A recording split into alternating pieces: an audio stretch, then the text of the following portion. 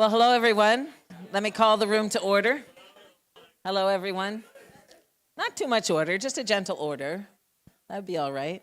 I want to welcome everybody today to our Red Sofa conversation. For some people, this is like one of our favorites because we get personal and relational and find a little bit more about our Simpson lecturer and who she is. You might have read all of her books, but you might not know all the secrets of her life growing up. And we're about to find out, well, at least some of those.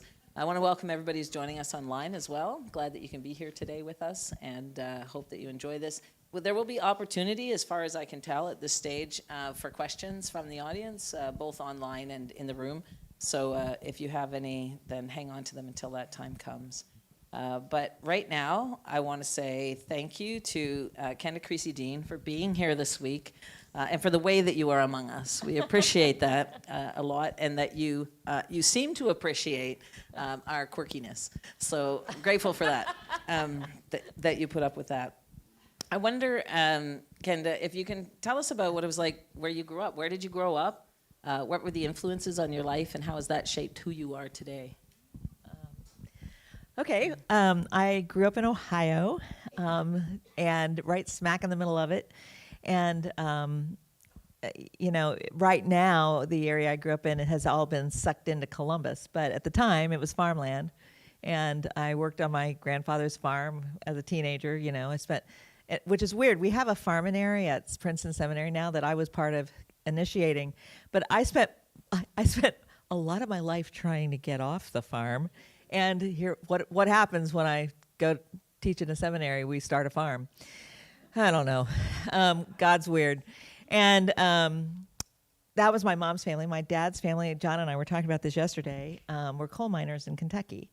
And so I understand this was Miners' Day yesterday here in Nova Scotia, and I have a whole new set of coal mining kinds of stories for me to mine that are part of the Canadian history, which I did not know was there. But and that's part of my own journey right now, is trying to dredge up some of those stories and to I'd like to put them into a creative form somehow in my retirement to be able to do that. So I'm getting ready.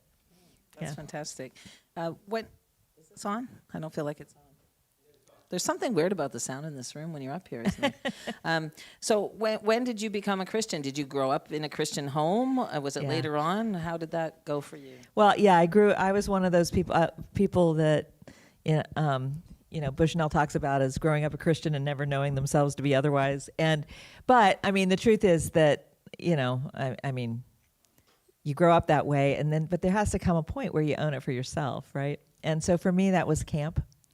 And I went to a camp teenage girls went to on Lake Erie. Our church had sent a couple kids there every year. A small, tiny church in Ohio. They didn't do a lot of that, but it was a missions camp. And I came home from that. The big discovery of that camp was that Jesus believed in me rather than that I believed in Jesus. And if that was true, I had to figure out what that was for, And it was I went there to get a tan, and I came back with a sense of purpose that 50 years later I haven't been able to shake. So that was a very pivotal experience, and it was straight up. There was nothing unusual about it. It was just a bunch of volunteer counselors and stuff pouring into a bunch of teenage girls, giving them a framework to look at the world in a way that was, a little different, a little bit bigger. And, God was definitely on the job that week. So, yeah. I love that kind of story because I think about those in the room who might be youth pastors, and you just never know. That's true. When it's that last day, you think, I just don't have the energy for one more conversation. And you have the one more conversation. Yeah, that's true. And you could be feeding into the next Kenda Creasy Dean. So I think that could be a great encouragement. Was it a straight path from there then? I mean, what did you have ever, we talk about doubts being the prerequisite for faith, but, were there kind of dark nights of the soul? Were there any crises of faith that you had along the way? Yeah, I mean, when you take those spiritual gifts inventories and you talk about what your spiritual gifts are, right? And I told another group yesterday that one of the things I do not have the spiritual gift for is prayer in any kind of, coherent way.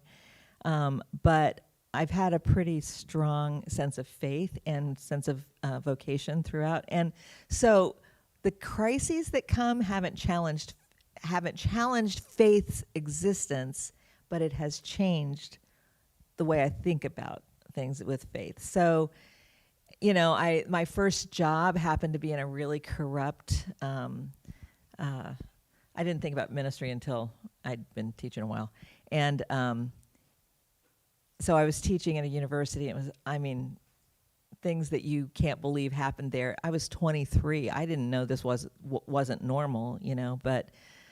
People came in with guns and they threatened other faculty and stuff, and there was a lot of corruption in the department. And I felt like it was the first time I felt like I encountered something like evil. I didn't know. I had grown up thinking that the way my dad would say it sometimes teasingly was, good things come to them what deserve them. And at this university, good things always came to people who didn't deserve them. And it challenged my faith. It was a dark night in that way, but it was also my faith that got me through it. And it was also what crystallized a call to ministry too. I needed to go someplace where I could talk about faith. It was a public university. I couldn't do that there. And so it motivated me going to seminary. So what was the path or the vocational path that brought you to that point? And then what was the call like? How did that come?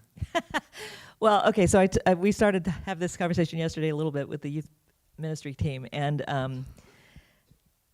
I was that kid that was always around all the youth ministry conferences, and once I was in, I was in, and you couldn't get rid of me, and so I was around a lot of pastors, but this was like in the 1970s, and there weren't women in ministry around me.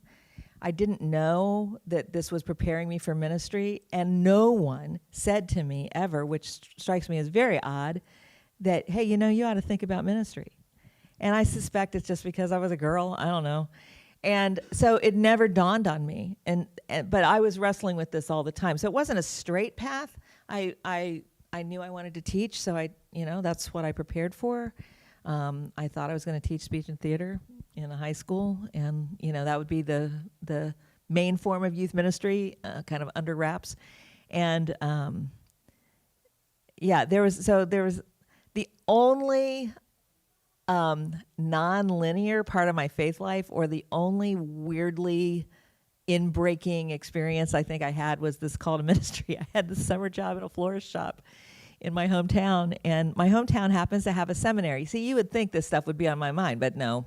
And somebody came in to order wedding flowers, and unlike the one woman I knew in ministry, who this is true, I thought she was weird and I didn't want anything to do with her. This other woman looked kind of normal, so she was she'd just come from playing tennis, and she was ordering wedding flowers, and I overheard her say, just making small talk with the clerk, yeah, my husband and I are going to be pastors, United Methodist pastors in North Carolina. And Beethoven's Fifth went off in my head, and I was like, I had a very direct conversation with God at that point. I went to the restroom and said, no, absolutely not. And it wasn't like a voice, but it was, a conversation with God in my head, right? And I was like, and God's like, why? Are you against women in ministry? Well, obviously not. And, but they're weird. And he's like, what about that one? And I'm like, okay, well, yeah, she looks great. And then, anyway, I don't know how it went, but I just argued a lot. But I went to that restroom having never thought about ministry. And I came out knowing I was going to seminary. So that was the only weird thing in my faith life ever. Everything else is pretty predictable. Yeah. So you went to seminary? So no, I stalled. Okay. Yeah, no, okay. I taught. That sounds about right. Yeah, I taught. I taught for 3 or 4 years and got married, and but I was the only person apparently surprised that I was going into ministry. Everyone who knew me was like, well, yeah, obviously, because I was that kid. But I didn't see myself that way. And so, I taught for 3 years at this this corrupt university in Indiana. And then after that, my husband also wanted to get a PhD. So we packed the U-Haul, drugged the cat, drove across the country, and went to seminary in Washington, D.C. And he got his PhD at a university near there. So you already had yours. I know. Oh, yeah. No, that came later. No, see, here's the thing. You spend your whole life trying to get out of school. And when you're out of school, all you do is think about getting back into school. Until after you finally go through enough degrees and your spouse says to you, there aren't any more, right? Yeah. We're done now. Aren't we? And so I served in ministry for a few years, and I was a youth pastor. I was a campus minister. So, and eventually, it's like, okay, I guess it's time to do this. Nobody seems to be doing theology in youth ministry. Somebody ought to do that. Somebody really ought to do that. Ding, ding, ding. Somebody. Oh, yeah, I get it. Okay. Great. And so did you have a sense of what you wanted to do once you did that work? Like, were you thinking, now I'm going to be like the top youth pastor ever? Or there's like research that has to be done? Like, what was your passion there that brought you into that? Yeah, well, I went into a PhD program saying, I want to do youth ministry. And they looked at me like, what? Nobody gets a PhD who wants to do youth ministry. And I didn't know what that meant. It was definitely a sense of call. I just didn't feel like God was done with me yet until I did it, and I didn't know what was on the other end of it. I assumed I'd go back and serve churches because nobody was teaching youth ministry in the States, at least at that point. It was sort of an extra thing a few people threw in, I never took a youth ministry class. So. It's okay. I never took a preaching course either. There you go. True confessions. What was your path, Anna? That's for another day. So where did you meet your husband then? We met in college, and we competed against each other on our university speech teams. So I don't know if you guys have that up here, but they do speech competitions in colleges in the U.S. So, is that why you're such a polished speaker? It probably didn't hurt. I was doing, No, my dad, who was, he's the one that grew up in the coal mines. They eventually moved to Ohio, and he became a very skilled debater in his college years, and so he was in politics in Ohio. But at the time in Ohio, politicians in the state legislature, which is I don't know what y'all call it, but the state government, they only met every other year. And he wasn't an attorney, so he was a teacher in the off years. I don't know how he got away with it, only teaching every other year, but he did for a while. And he was my debate coach in high school. So I grew up with kids practicing speeches and stuff in our living room, and it was a part of our family life. So it was inescapable. Would he make you practice with him? Like, we're having a debate now? Yeah, he did. That's great. Yeah. Do you ever remember, is there a story about a memorable one where you really, really lost or really, really won? Oh, well, you didn't debate with my dad and win. Okay. That didn't happen. He would coach. There were dramatic events too, where you did a cutting from a play or a piece of literature. And I remember I was 5. I would watch these students that he taught practice in our living room, and for a while he let me sit there with him while he was coaching them, and then he kicked me out after I offered a critique of one of them. So then I watched from the banister, and I would memorize what they did and try to imitate it. Yeah. Fantastic. So you said that you thought you looked at youth ministry, you said somebody should do that. Yeah. Was it a passion at that point, or it was something that, well, somebody should do this, and it seems like I should do this? Well, what it was a passion in the sense that I was I was blessed with extraordinary youth pastors. Not in my church, actually. My church was so small. We had, somebody did the youth group, but that wasn't where the formation really took place. It was because of the involvements I had with the camps. We had conference level youth activities, and there was always a group of kids that were helping to run that kind of stuff. I got involved in that.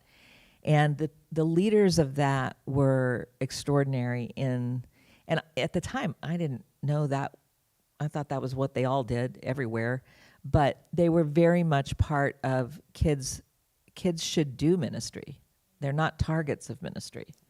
And so that was it was kind of the impetus of that mission camp. It was kind of the framework. It was just kind of the zeitgeist of the area I happened to be.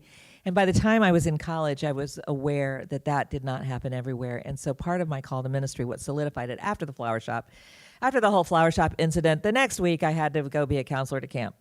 And it was part of a big Methodist thing. And I remember seeing some of the youth leaders that had been important to me there at that conference, and it dawning on me, I have to pay this forward. So it was a passion.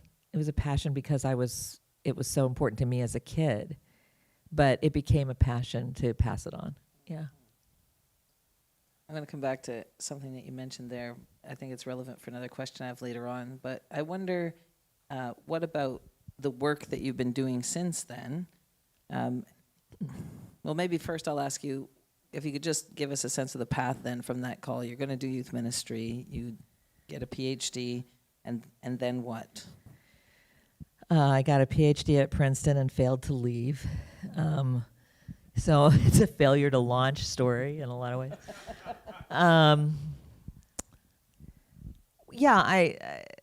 Again, there's nothing very dramatic about any of this, right? I had a PhD in practical theology and Christian education, and I wanted to do youth ministry. There were 0 jobs that had that in there, that they wanted that. But Princeton created one. And so I'm like, I'm applying for that. So this all coincided with a gift that the seminary got that was earmarked for youth ministry. And so our Institute for Youth Ministry began, I looked it up on your website, at the very same year that your youth ministry program started at Acadia. And so obviously something was happening in the water then. And I think what was happening was that denominational youth departments had fallen apart. And so seminaries had begun with, a lot of them did it with Lilly money. We did it as an institution, but seminaries began to kind of step into the gap because denominations no longer could afford their youth departments.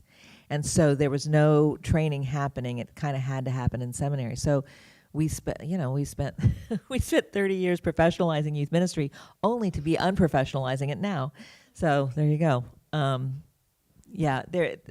So I stayed. So over that time then, from the time that you began to teach and to research till now, failure to launch, I don't think we'd agree with that. But I mean, it's a unique role, right? So not everybody who goes into youth ministry is going to become a person who resources the youth ministers, right? So it's a unique calling in that sense.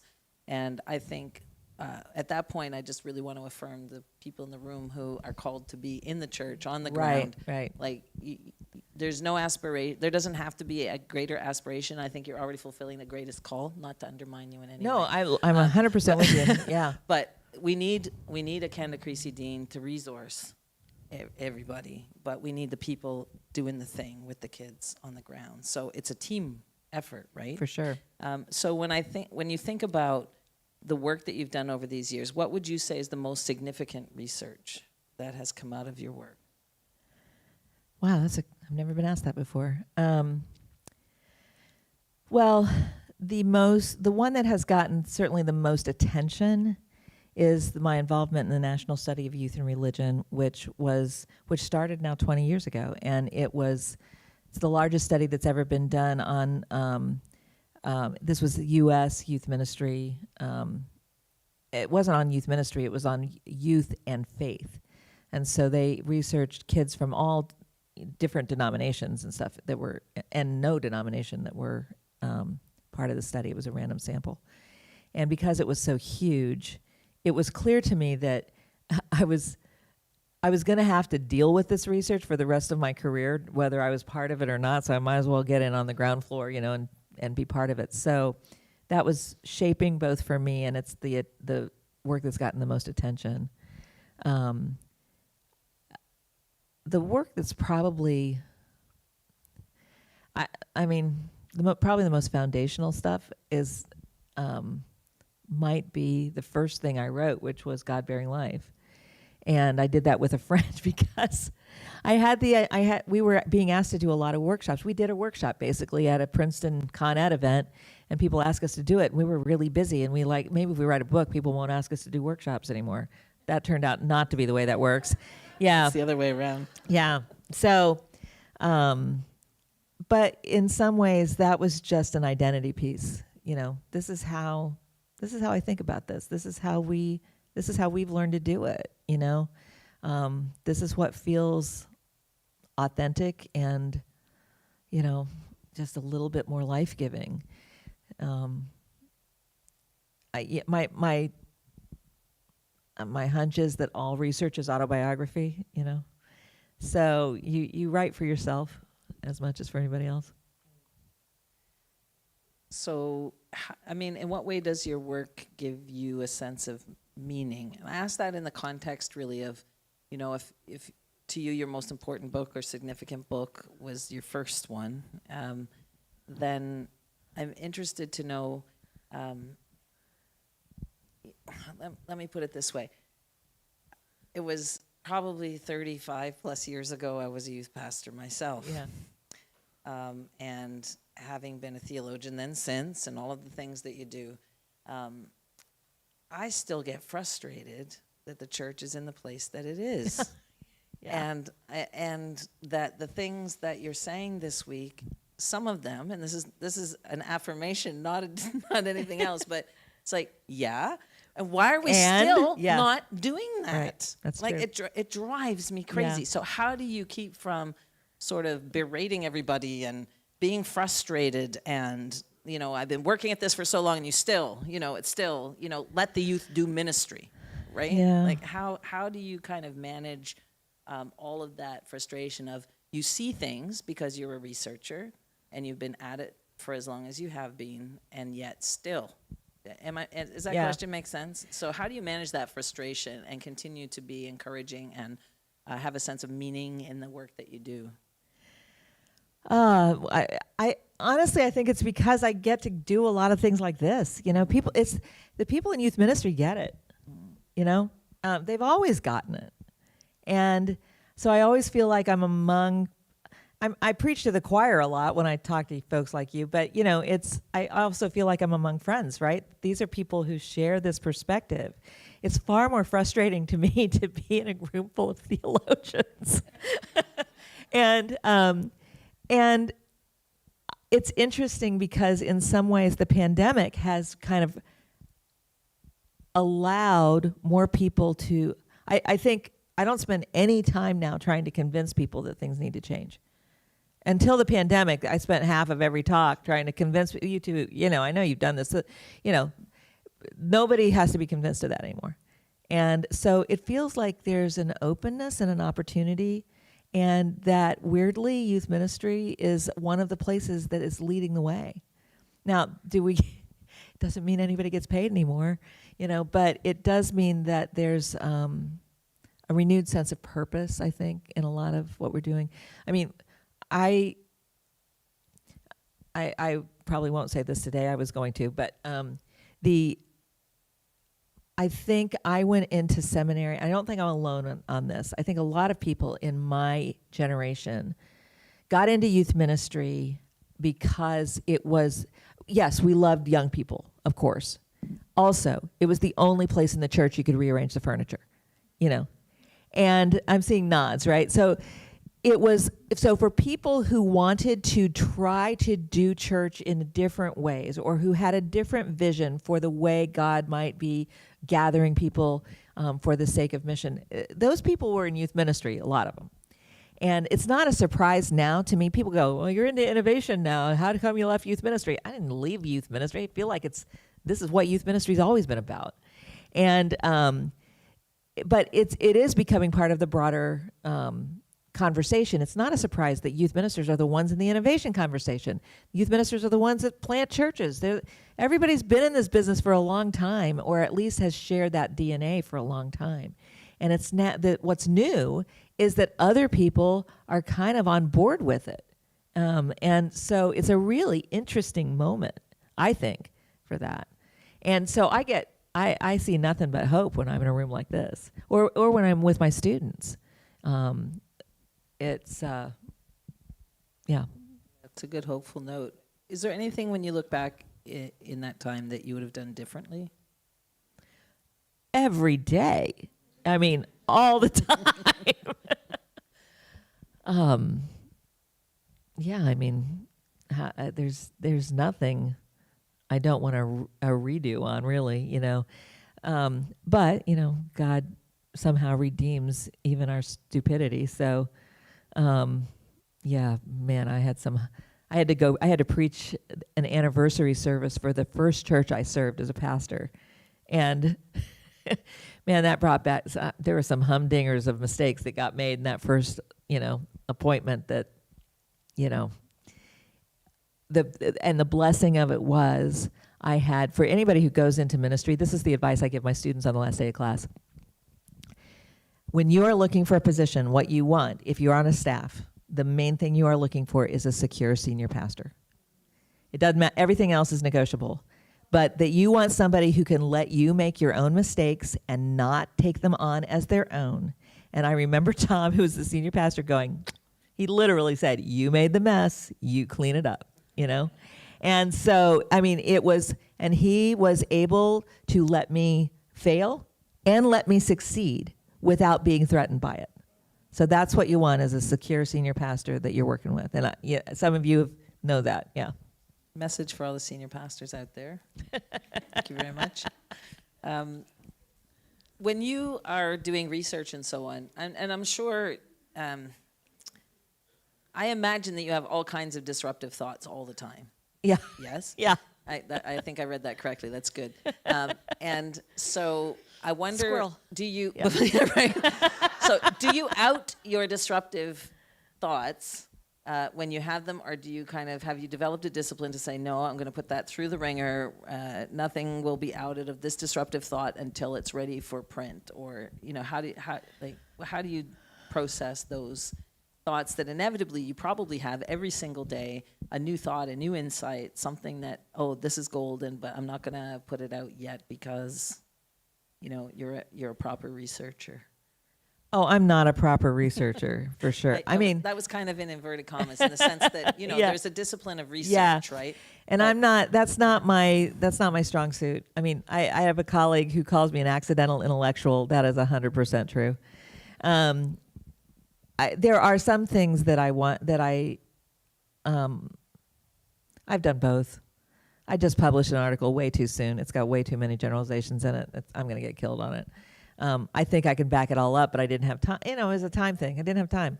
So instead of not publishing it, I'm old now. I'm like, screw it. Let them come at me. You know, I'll put it in. I'm all for that. You know, All for that. But there are other things, and sometimes the things that matter most to me, I'm most hesitant to let go of until I've run it through the ringer. You know, and a lot of those are creative projects. Yeah. What I want to ask you is, do you have a disruptive thought right now that you are kind of just hanging on to, but you would be willing to out? Like, what is the most, if, you know, you're speaking to us in prepared lecture form in a sense. Yeah. It's very polished and it's excellent. We all agree that. But I just can't help but think you have a very disruptive thought somewhere that maybe we need to hear, but I'm not going to push you on that if that's an unfair question. Well, I mean, I don't know if anybody else is like this. I have two parts of my brain that fight with each other, right? Mm-hmm. And when one part is being overused, the other part goes, feed me, you know, feed me, feed me. So right now I've done a lot of intellectual work lately. So the creative part of my brain is like starving, and it's like, feed me back here. And so I have this. So John knows this because he caught me by accident yesterday about this minors thing. So okay, I can't believe I'm going to say this out loud. But this will make me accountable to actually do this. So I wanted to make my sabbatical about this. They're like, this has nothing to do with your teaching. You can't make this your sabbatical. And so I'm like, fine, I will turn in what you want to hear for my sabbatical, and then I'll do it anyway. Is that I'm trying to write a musical about coal miners. So, all right. Yeah, I know, right, weird. Okay. That theater background just sort of found me again. And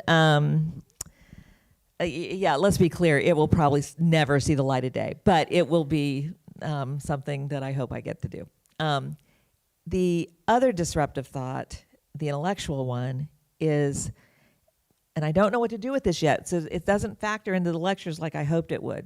I really wanted these lectures to force me to get to an answer, and it didn't.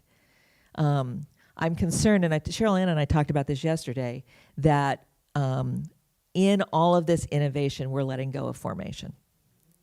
And I really think that's dangerous, especially because unlike 100 years ago when we had the social gospel movement, we don't have multiple institutions forming people in Christ. If we don't know what Waldo looks like, we're never going to be able to pick him out in the crowd. So I don't know how many people can pick out Jesus in a crowd these days.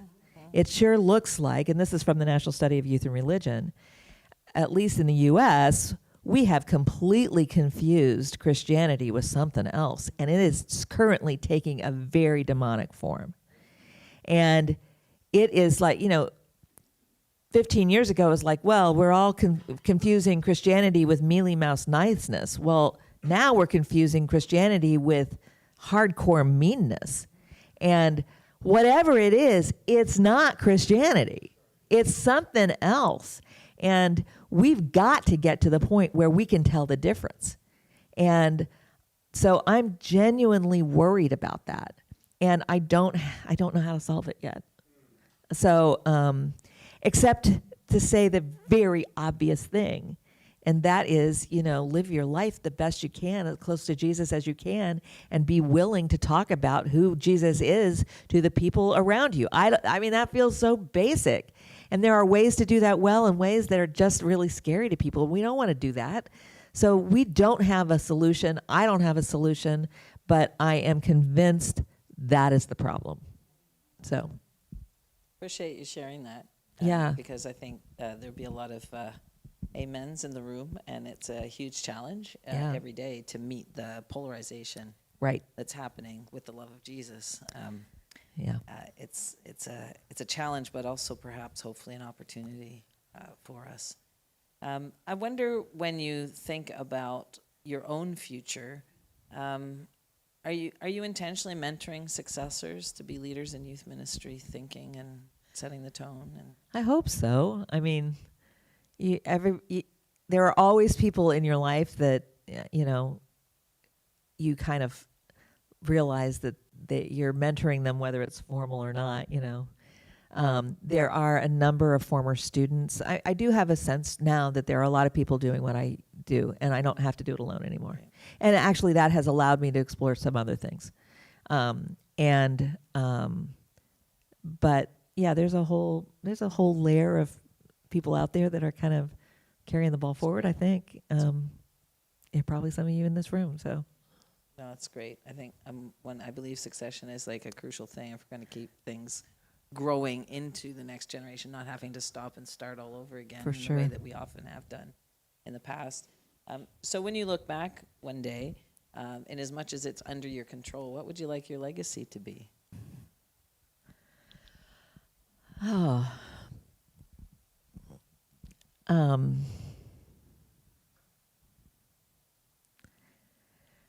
Oh gosh, I don't know. I would like my legacy to include things like maybe I didn't screw up my kids,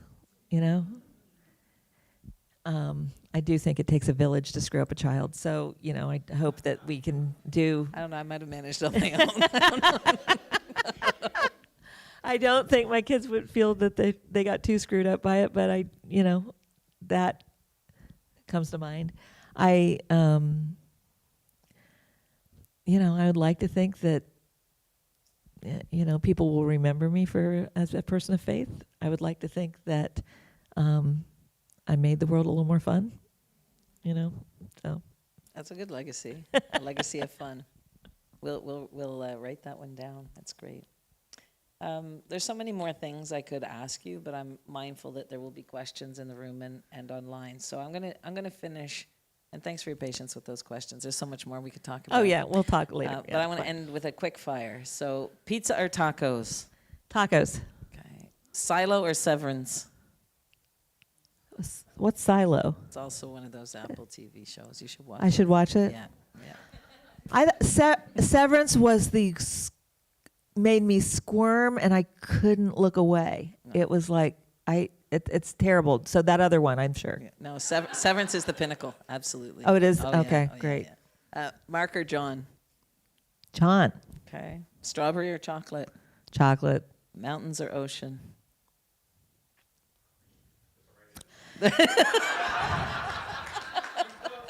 Ocean. That was the right answer. Adidas or Converse? Converse.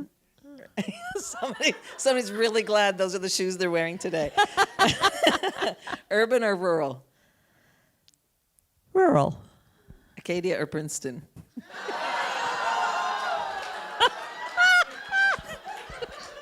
I don't know if I can afford either one of them.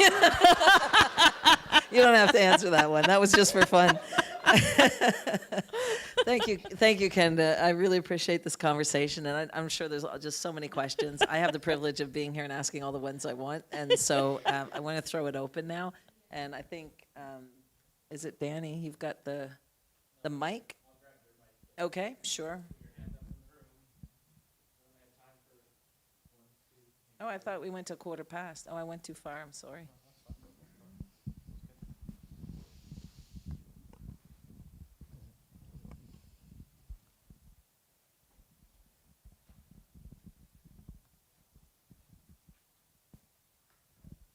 Thanks for all that you shared. Really have appreciated this. You talked about your initial experience of being one where you discovered a sense of purpose.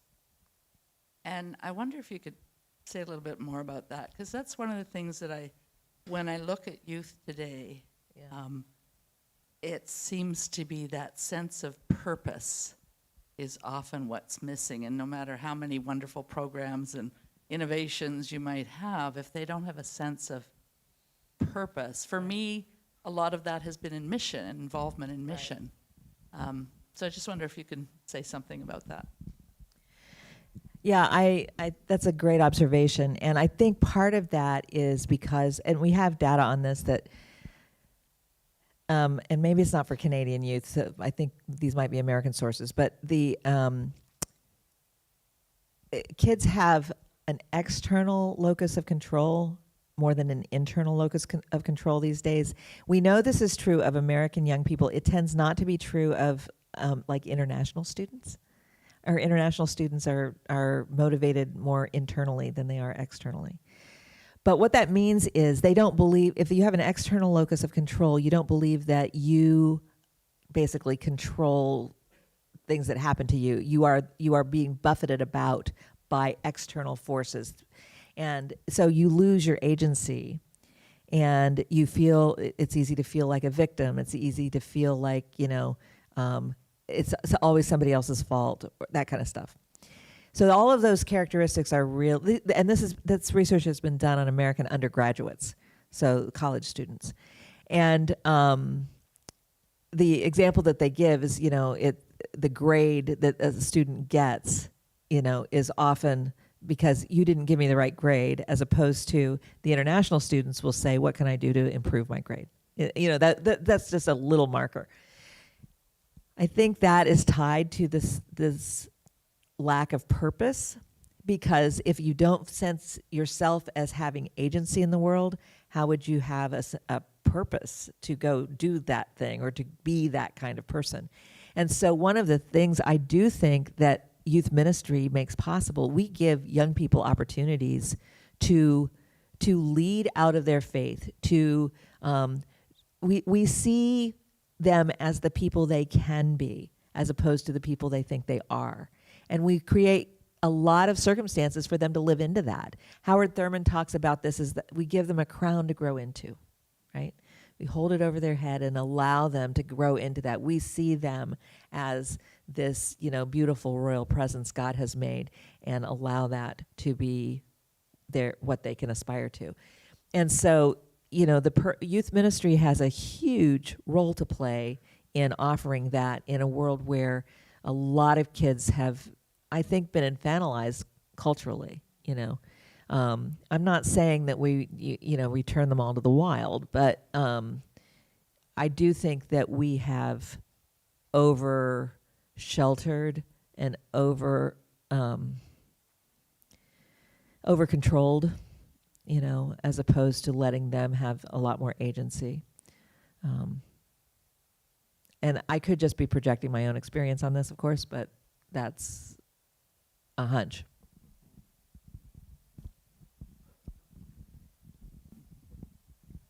Two really quick pop culture questions, I guess. One, did you have any sports teams that you cheered for growing up?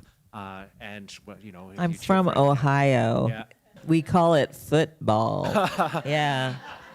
So the Buckeyes. The Buckeyes. I mean, You can't leave without it yet. The second one is your number one listened to song on your Spotify playlist right now, and or throughout, your life. Is there a song that you listen to that is just like, hey, I love this, or is there one that like has any meaning to you?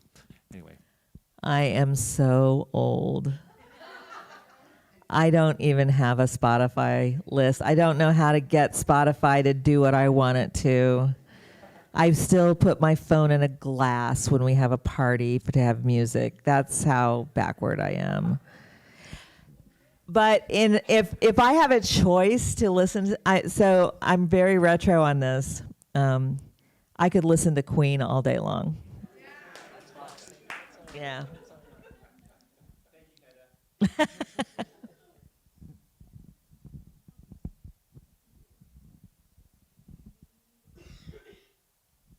Thank you so much for everything that you've done this week. I just have a question. What would you say would be like a life verse that you have clung to and that leads you forward with youth ministry or just in life in general? Yeah, I think I'm not good at quoting scripture to myself, but the refrain I think that I hope I live by is choose life. Choose life. Yeah, I think that says it all.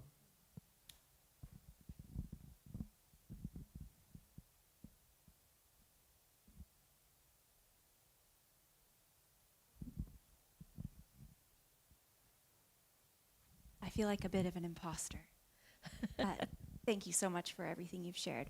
Something I've been thinking about since last night when you shared how young people define sacred experiences is that they're all framed in only positives. And it made me wonder if collectively as probably Western culture, if we're losing the sacredness of lament and the sacredness of tension and resistance in the experiences that we have. And that actually ties in, I think, to another question about when we find purpose, we do have to push through obstacles sometimes. But I think whether this is characterized in only young people or just us generally now as humans, we think if it feels bad, it must not be good. Right. Or if there's an obstacle, this must be the wrong path. So I wonder if you have any thoughts on that from how can we as Christians, as people of faith, embrace lament, but then also pass that on as an important way to practice sacred experiences to the next generation. Yeah, that's really good. That's a great observation. And I mean, it is true. One of the ways that kids say that they experience God is in times of trial and suffering. So young people are more aware maybe than we are that those can be sacred experiences. But you're right, they don't show up in the research.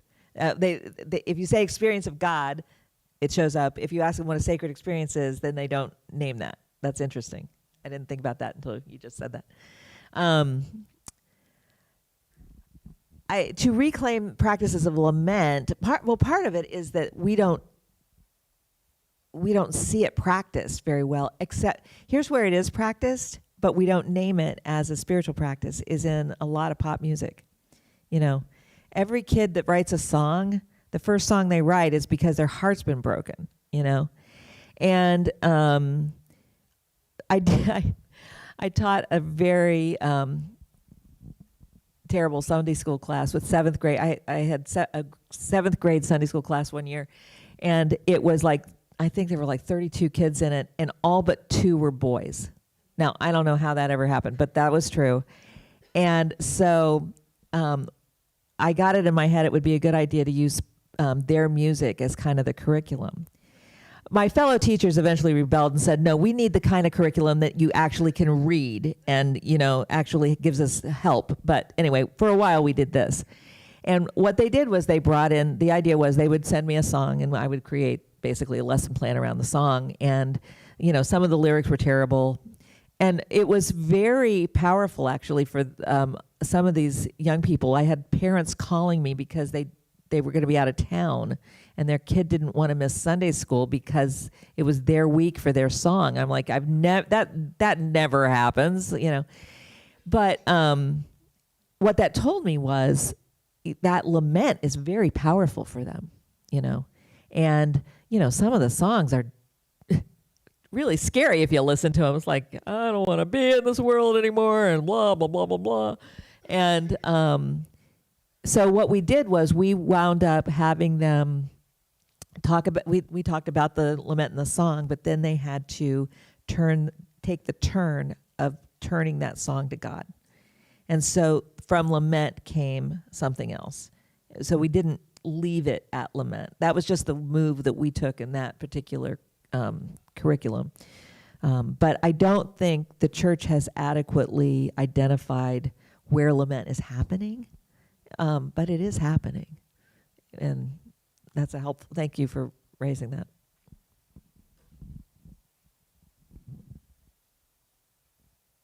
All right, I'm going to ask a question then. So, you know, I'm the associate dean here. Wondering if there are trajectories or changes that you want to see in the seminaries, specifically around youth ministry training. Are there things that you've been trying to push into and are being resisted, or the things in the pipeline that you see? Help us think through that as a seminary here. Wow, okay, that's a short question. Yeah, I mean, I believe that youth ministry in seminaries has a similar function that it does in churches. It tends to be the R&D department of the rest of the school. Because a lot of the experimentation that happens, it's just kind of the DNA and the personalities of the people who are in those programs. And so probably what I would say is I want theological education to look a lot more like whatever's happening in youth ministry than whatever's happening in whatever the rest of the curriculum. Now, that's not 100% true, but I would encourage those programs to identify and to continue to experiment pedagogically with how we go about delivering these things. So that's number one. What I think we're going to see more of in terms of, I mean, credentialing is out the window pretty much, at least for people are not going to seminary for credentials the way they used to. A lot of denominations don't require the credentials anymore the way they once did. And, you know, I just think we're going to have to rethink how we position ourselves in the educational ecology if we're not primarily a credentialing organization. And so what that means is it gives us a little bit more flexibility to think about, well, all right, if we are going to meet, an awful lot of youth ministry is about helping, you know, young people find meaning, purpose, belonging, those kinds of things, right? I think what we're going to learn from youth ministry, we already talked about this week, is that education even starts with belonging. It's not just being in a church, but to be part of a community of all. If we start with the classes, the learning part, it will become increasingly marginalized. If we start with the community part and move through from, belonging, behaving, to believing, do it in that order instead of the other way around, we might have a chance of meeting people where they actually are in this era. So that is what we are exploring in our experimental work at Princeton right now, is what that looks like if we are trying to bring young adults into an educational environment around theology. We're starting with the belonging part, moving from there into spiritual practices, and from spiritual practices into the intellectual work. Princeton, as you probably would guess, has a long tradition of doing it the other way around. It's like, oh, and if you belong at the end of the day, good for you, So I don't know. So why do I think you're already doing that? No. I'm coming.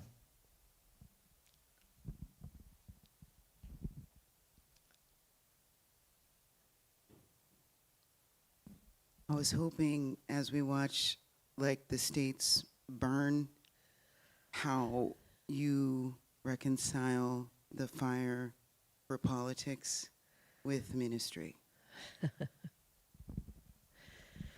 Yeah.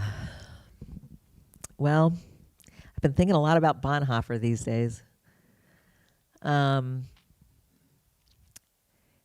If the church is going to be the church, now's the time, basically. And so what that means is we've got to sharpen our skills of resistance. We've got to sharpen our, we'll talk today about refugia as a place that the church can offer. And we have to know our identity. We have to know this formation business really does matter, because, this is where all sorts of things are being thrown out in the name of Christianity. And it's like, oh my gosh, stop talking. And, if you're gonna make racism and everything else okay publicly, stop calling it Christian. It's not. So, but churches have to say that. And given what's happening with with universities coming under scrutiny in the U.S. too, right? There's a real fear of speaking out in a way that I have never in my lifetime experienced. And it hasn't hit seminaries yet. We're waiting for that to happen. It hasn't yet. But I hope the church can become a force of resistance in it. It's happened so fast and so thoroughly, it's been so thoroughly repugnant that I find myself I'm still reeling from, this is really happening, So strategy hasn't really gotten developed yet.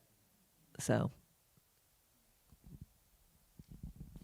It's an important topic for us up here, obviously. Feels very different from what you're experiencing, but there's so much more we could say about it. Yeah. And I actually refrained from the question that Misha asked because I thought it was going to just, open up all of this. But it's an important place to finish at. Yeah, So. and I'm happy. It's actually helpful to have the conversation. It's not a threatening one, because it is. It has us flummoxed in a lot of ways. And it's the first time in my lifetime, I think, that I have felt like, a lot of my Christian principles are genuinely risky. Well, I've been talking about this for 65 years, so man, time to get with the program. Now's the time to stand up and let it be what it is. But, yeah. I've got a book that talks about martyrdom. Now I'm going to have to reread that. Boy. Yeah. Yeah, those are the days. I don't know. I have to say, from the circles that I move in within the ecology of theological education, there's a lot of alarm, but there's a quiet kind of, maybe if we just sit still long enough, everything will be okay. And I'm really kind of dismayed at the lack of reaction to the very anti-Christian things that are happening and unfolding, and that this is surely a time when Christians stop fighting and say, this is what really matters. Right. And the only problem there is that some of the people who are fueling the fires call themselves Christians. Of course. And so for us to say this is a Christian response, which seems so blindingly obvious, is simply not shared. We can't agree on what a fact is, much less what Christianity is. So it is a very fragmented thing. I agree with you. I've been very disturbed that universities haven't banded together. You know, Harvard, God bless them, have stood up, but they're doing it alone. They're alone. And because of what happened to Columbia when they caved, and I don't know. This is a whole longer conversation, but it's one we can go off to lunch with, maybe. let's go out to But time to get a lunch. Let's talk about fun things. I think let's continue to speak about it, because I really think in the context of seminaries, by their fruit you'll know them. Right. Like, where are they in the midst of this? Are they being quiet? Are they speaking? Where are they going to be on Sunday? Like, what's going to happen? And so, if ever there was a time to know what you believe, That's this right. has got to be it. That's right. And we're praying for our brothers and sisters in the South. Thank you. Because Thank you. It's not. And we're all trying to masquerade as Canadians right now. Right. So Yeah. I think you have a lot of places you could stay if you needed a place to stay. Kenda, it's just been a treat this week. We're looking forward to your final lecture later on Thank this you. afternoon. And thank you for being so vulnerable with us today. Oh, thank you for geez. being open and sharing of your life. It's easy. You guys are so fun.